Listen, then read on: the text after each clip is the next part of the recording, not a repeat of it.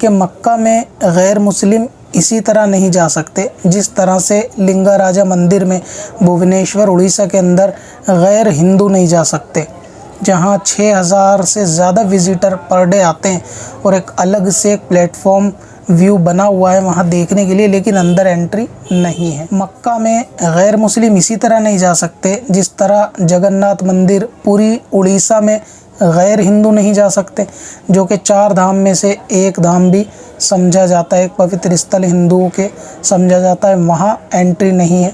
Same वैसे ही नहीं जा सकते। मक्का में गैर मुस्लिम इसी तरह नहीं जा सकते जिस तरह से गुरुवायूर मंदिर केरला के अंदर गैर हिंदू नहीं जा सकते। तो ये इसका एक सिंपल सा आंसर है कि यहाँ क्यों गैर हिंदू नहीं जा सकते।